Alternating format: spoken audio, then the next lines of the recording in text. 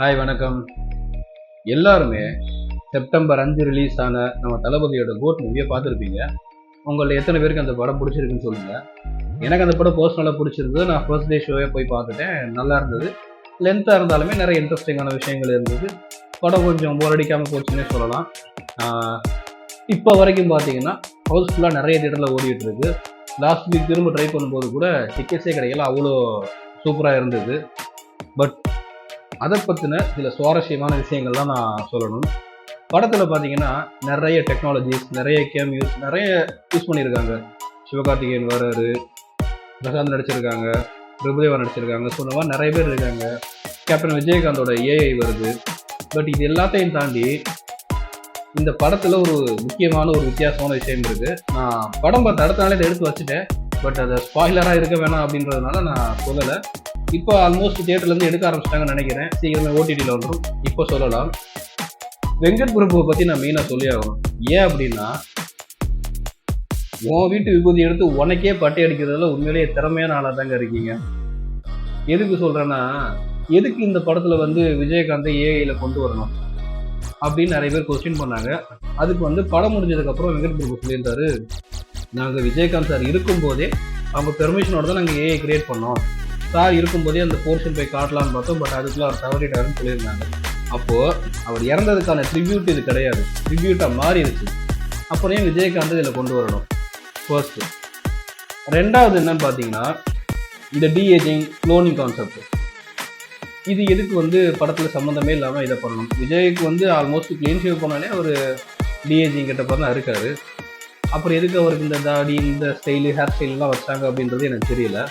But இதை பற்றின ஒரு விஷயம் என்ன அப்படின்னு பார்த்தீங்கன்னா, ரொம்ப வருஷத்துக்கு முன்னாடி விஜயகாந்த் பீக்கில் இருக்கும்போதே தளபதியோட அப்பா எஸ்ஏ சந்திரசேகர் அவர் பார்த்தீங்கன்னா விஜயகாந்தை வச்சு ஒரு படம் எடுத்தார். அந்த படத்தோட கிளிப்பை நீங்கள் பாருங்கள். அதை பார்த்தா நான் என்ன சொல்ல வரேன்னு உங்களுக்கே தெரியும். ஒன்னும் கொஞ்சம் வித்தியாசமா தான் பழி வாங்க போறேன். தொட மாட்டேன், சத்தியமா தொட மாட்டேன்.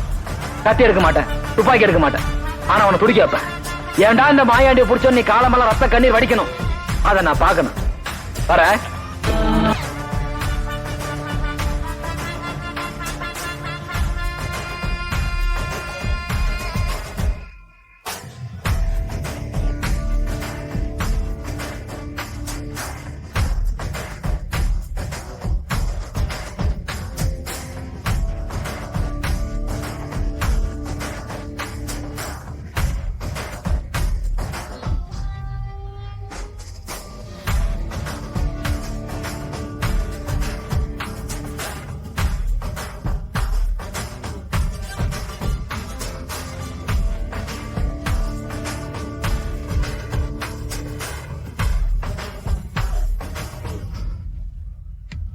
அவங்களை பத்தி பேசாதீங்கப்பா. எனக்கு விவரம் தெரிஞ்ச நாள்ல இருந்து அப்பா அம்மா எல்லாமே நீங்க தான். நீங்க எனக்கு என்ன குறை வச்சிருக்கீங்க? தப்பிச்சியோட முயற்சி பண்ணாத, மரியாதையா சரணடைஞ்சிரு. நான் சரணடைவேன்னு கனவுல கூட நினைக்காதீங்க.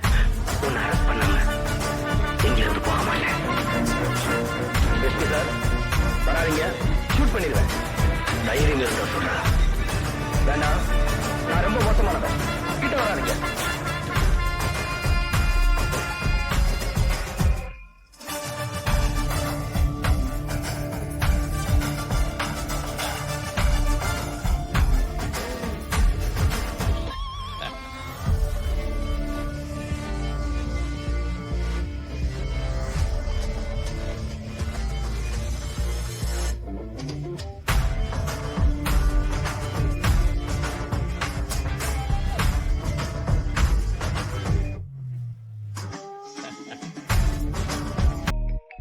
வீடியோ கிளிப் பார்த்தீங்களா?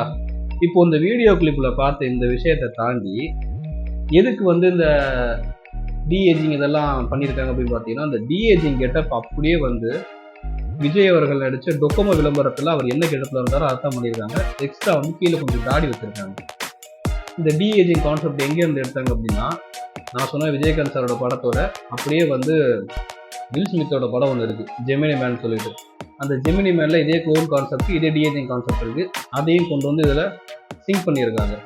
அதுக்கப்புறம் பார்த்தீங்கன்னா விஜயகாந்த் சார் அவரோட பழைய படத்தை எடுத்து அப்படியே கதை மாறாமல் யூஸ் பண்ணுறதுனால அவரை ஏஐல கொண்டு வந்து ஒரு மாதிரி கொண்டு வந்துட்டாங்க. இதையும் தாண்டி கிளைமேக்ஸில் பார்த்தீங்கன்னா சிவகார்த்திகேயன் அவர்கள் வந்து ஒரு சின்ன ரோல் பண்ணியிருப்பாரு.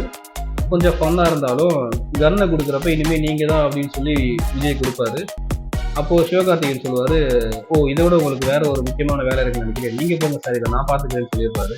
இதை வந்து சோசியல் மீடியாவில் எப்படி ப்ரொஜெக்ட் பண்ணாங்க அப்படின்னா, விஜய் அவர்கள் வந்து சினிமா விட்டு அரசியலுக்கு வர்றதுனால அவரோட இடத்தை நிரப்புறதுக்காக சிவகார்த்திகேயன் கொடுத்துட்டு போயிருக்காருன்ற மாதிரி சொன்னாங்க.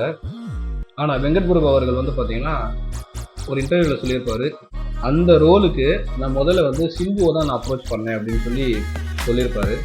இப்போது சிம்புவுக்கு இந்த டைலாக் சொல்லியிருப்பாரா, இல்லை சிவகார்த்திகேயனுக்காக இந்த டைலாக் சொன்னாரா, இல்லை அவர் கதைக்காக சொன்னதை நம்ம வந்து சோசியல் மீடியாவில் இப்படி மாற்றி ப்ரொஜெக்ட் பண்ணிக்கிறோமா, வெளியில் வந்து கவின் அடுத்த இளைய தளபதினு வேற சொல்லிட்டு இருக்காங்க. இதெல்லாம் வந்து எதில் போய் ஷூட் ஆகுதுன்னு எனக்கு தெரியலை. எதனால இப்படி ஒரு விஷயங்களை கிரியேட் பண்ணாங்க, எதுக்கு இந்த சீன்ஸ், இதெல்லாம் தெரியவே கிடையாது. எனக்கு கேட்டால் படத்தில் சில நிறைய டவுட்ஸே இருக்குது. பாம் வச்சது ட்ரெயினில் பிரபுதேவா தான் வச்சார்.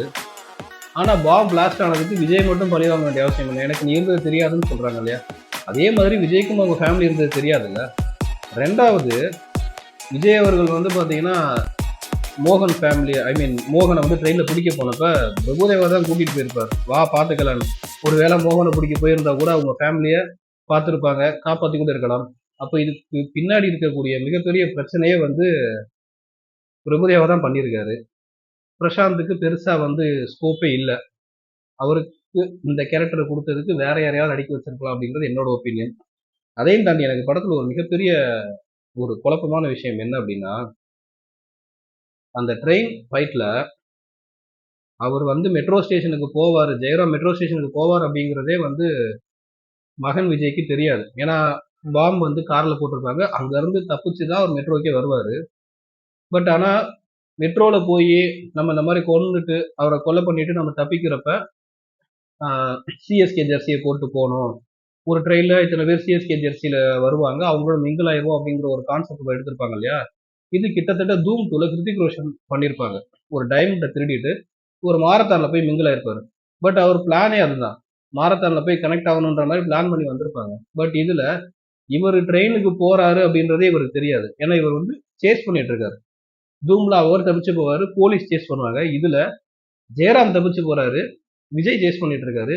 அப்புறம் எப்படி கரெக்டா வந்து அந்த ஜெர்சியை போட்டு அவங்களோட கனெக்ட் ஆனாங்கன்னு தெரியல. மெட்ரோ ஸ்டேஷன்ல சிசிடிவி கேமராஸ் இதெல்லாம் இருக்காதான்னு தெரியல. நம்ம என்ன மைண்ட்ல இதை பார்ப்போம் அப்படின்னு யோசிக்கிறாங்கன்னு தெரியல. அதே மாதிரி ஒரு அக்யூஸ்டா அசால்ட்டா மகன்ற ஒரே காரணத்துக்காக மாஸ்கோல இருந்து ஈஸியா கூட்டிட்டு வந்துடுறாங்க. அது எப்படி முடியுது அப்படின்றது தெரியவே இல்லை. ஸோ இந்த மாதிரி படத்துல பல ட்விஸ்ட் அண்ட் டர்ன்ஸ், புரியாத, புரிஞ்சுக்கவே முடியாத மாதிரியான பல சீன்ஸ் இருக்கு. பட் ஸ்க்ரீன் பிளே, தியேட்டர்ல உட்காந்து பார்க்குற பிஜிஎம், அந்த எஃபெக்ட், விஜய் சாரோட ஆக்டிங்லாம் உண்மையிலேயே படத்தை அதுதான் வந்து நம்ம 3 மணி நேரம் உட்கார வச்சிருக்கணும்னு நான் சொல்லலாம். மகன் கேரக்டருக்கும் அப்பா கேரக்டருக்கும் அவ்வளோ வித்தியாசம். அதுவும் பையன் கேரக்டரு சூப்பராக பண்ணியிருக்காரு. அஜ்மலுக்குலாம் வந்து எனக்கு தெரிஞ்ச சீன்ஸே தேவையில்லைங்க. அவருக்கு அந்த கேரக்டர் கொடுத்து அவர் டம்மியாக்கிறதுக்கு எனக்கு அவர் கொடுக்காமே இருந்திருக்கலாம். ஏன்னா அவ்வளோ பெரிய ஒரு டீம் ஸ்குவாட் அப்படின்றப்ப அஜ்மல் ஏதோ அம்மாஞ்சி மாதிரி காட்டியிருப்பாங்க. அவருக்கு அதில் என்ன இருக்குன்னே எனக்கு தெரியல. என்ன அவரோட ரோல் அப்படிங்கிறதே என்னால் கண்டே பிடிக்க முடியல. எதனால் அவர் இப்படி பண்ணுறாரு அப்படிங்கிறதும் தெரியல. சாகிறதுக்குன்னே ஒரு கேரக்டர் கொடுத்து அவங்க மீனாட்சி சௌத்ரியை நடிக்க வச்சுருக்காங்க. இந்த மாதிரி வந்து படத்தில் நிறைய ஃப்ளாஸ் இருக்குது. பட் ஆனால் படமாக பார்க்குறப்ப நல்லா இருக்குது. பிரசாந்த் அப்படின்னு பார்க்காம கேரக்டராக பார்த்தா படம் ஓகே. ஸோ லாஜிக்ஸ் பார்க்காம பார்க்குறப்ப ஒரு கமர்ஷியல் மூவியில் எல்லாமே கரெக்டு தான். பட் இதுக்கப்புறம் படம் நடிக்க மாட்டேன்னு சொன்னதுக்கப்புறம் எதுக்கு கிளைமேக்ஸில் வந்து ஒரிஜினல் விஜய் இன்னும் உயிரோட இருக்காரு, அவர் வேற இவர் வேறன்ற மாதிரி காட்டினாங்க தெரியல. மேபி அரசியல் ஒத்து வரலன்னா திரும்ப நடிக்கலாமா அப்படின்ற ஒரு பாயிண்ட்ல இருக்காங்களா அப்படிங்கிறது தெரியல. உங்களுக்கு அந்த மாதிரி ஏதாவது தெரிஞ்சா கீழே கமெண்ட் பண்ணுங்க. தேங்க்யூ. தயவு செஞ்சு யாரும் கழுவி ஊற்றிடாதீங்கப்பா. இது சும்மா என்னோட மைண்டில் இருக்கிறத நான் ஷேர் பண்ணுறதுக்கு மட்டும் தான் நான் பண்ணியிருக்கேன். பார்த்துட்டு உங்கள் ஃப்ரெண்ட்ஸுக்கு ஷேர் பண்ணுங்கள். தேங்க்யூ.